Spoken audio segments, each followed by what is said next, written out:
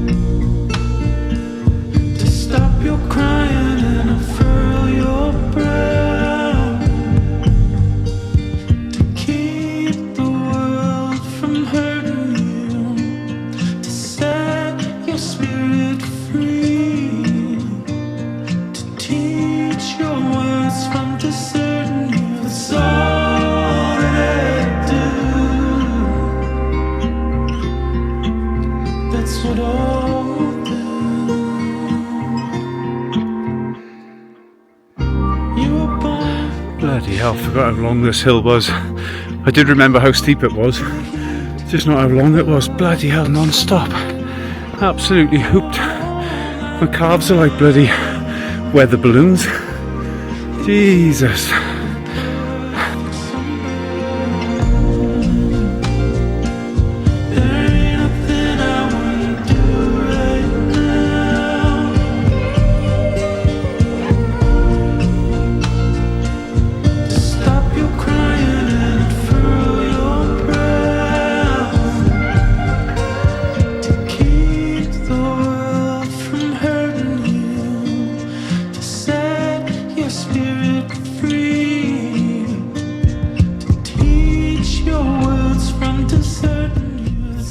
Still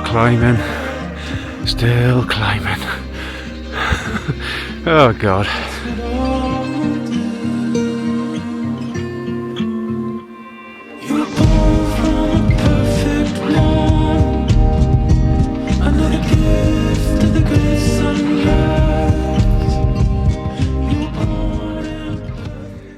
Right, that's us now at the top of the main circular track. With the summit itself, somewhere up there, somewhere around there. I can't see on this bloody screen. I haven't got my glasses on either, so that doesn't help. But yeah, so that's the summit on the hill, I think it's just to the northeast of Route. And before we go up to the summit to lay Paul to rest, I thought I'd just give you a little bit of a backstory, that's all. Right, so in, I think it was end of December, beginning of January 2021, I was in the UK. I just sold my house. I'd moved on to a narrowboat. It was winter, and I wasn't in the best place, if I'm honest.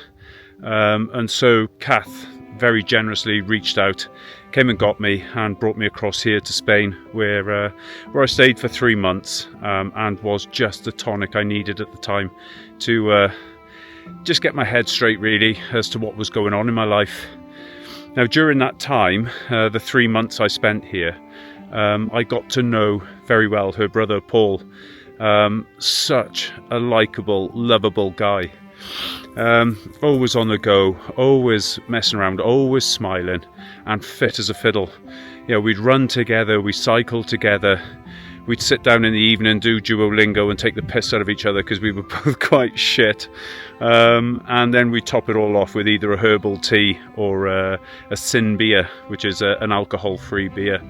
And he just seemed larger than life, and I got really close to Paul. He was almost like, you know, the brother, just an extension of family. Such, as I say, such a lovely guy. And I left late March, I think it was, and headed back to the UK. I, you know, made the most of my 3 months.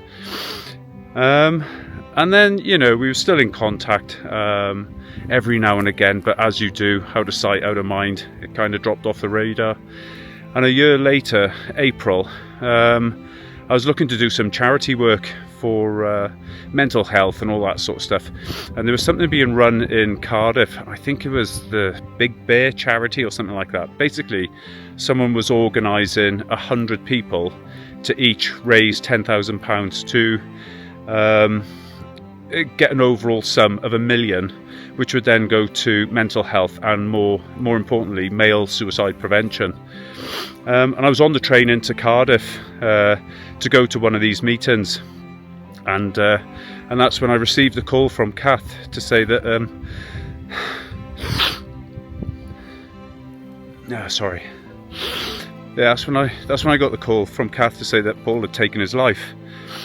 It's totally out of the blue.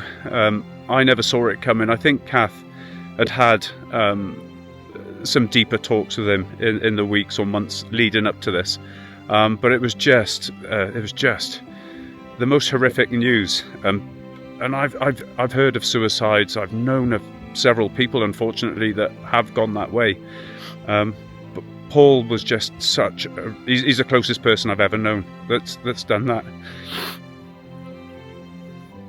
And so, I got into Cardiff, cancelled the meeting. I went there and saw them and cancelled that.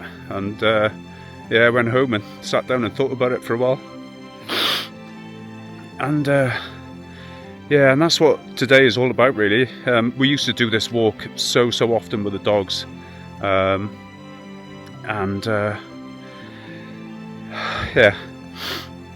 today will be the last walk.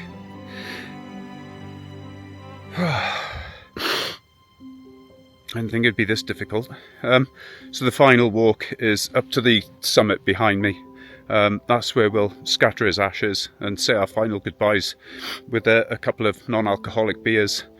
I'll stop the recording. God, for fuck's sake. Yeah, and on that note, I'll stop the filming here, I think. I guess one last thing. If there are guys out there, you know, struggling, and we all struggle from time to time, and for fuck's sake, reach out. And talk to someone.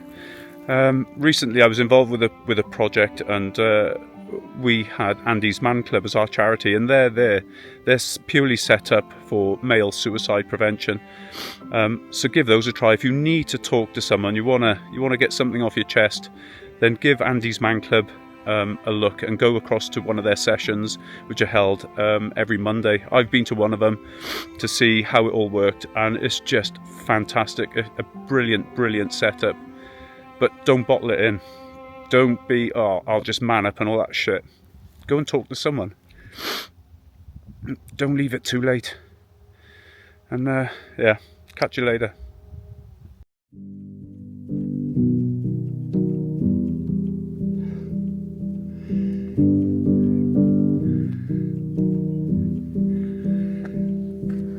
All of this time I was hurting, and nothing would make any sense. All of this time I was frozen inside my innocence.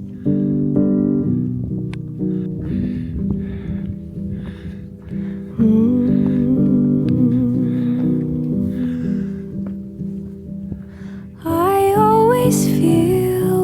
other feeling, and I've needed no reason why.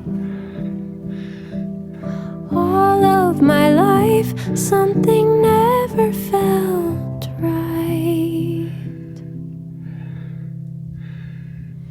If I fly a million miles away, who will I be? If I cry a million times a day, oh, will I be changed?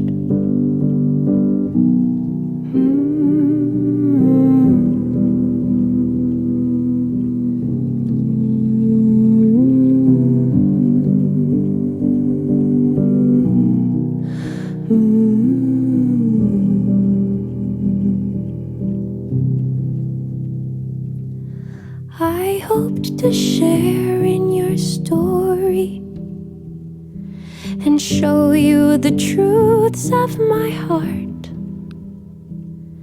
I've tried and I've tried, still I'm lonely inside. If I fly a million miles away, who will I be? If I cry a million times a day.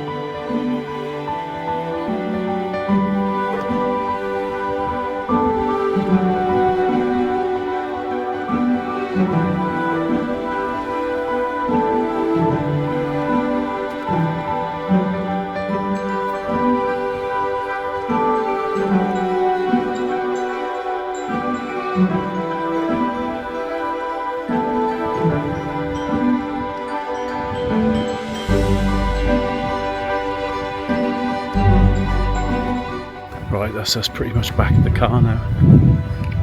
Stunning walk. Obviously had its poignant moment, but yeah, I forgot how steep some of these hills were. There we go. Being out of shape doesn't help either. But the main point of today was to give Paul a good send-off, which he had up on top. Right, time to get back to the car, square myself away, have some lunch back at Cath, and then I'm off then down to the lake, and I'll catch you down there.